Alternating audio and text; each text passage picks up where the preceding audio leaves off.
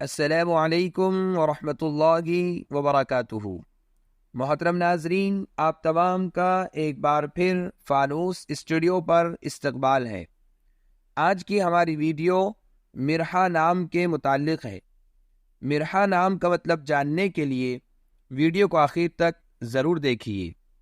نام مرحا، جنس مؤنث، زبان عربی، مطلب تکبر، اناج۔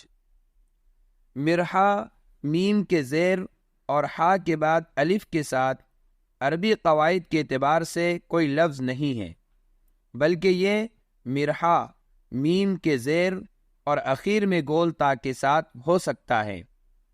تکبر کے معنی میں بھی آتا ہے اور اناج کے معنی میں بھی آتا ہے۔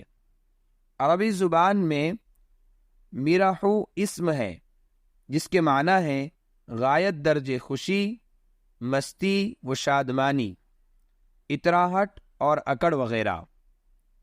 عربی میں خشک انگور کے ڈھیر کو بھی مرحتن کہا جاتا ہے۔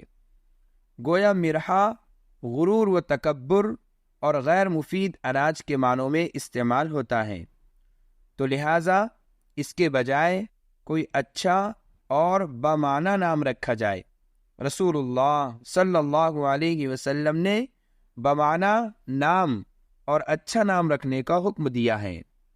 اگر آپ کو ہماری ویڈیو پسند آئی ہو تو لائک کیجئے، شیئر کیجئے، کمنٹس میں بتائیے کہ آپ کو اگلی ویڈیو کس نام پر چاہیے، اور چینل کو سبسکرائب کرنا نہ بھولیں۔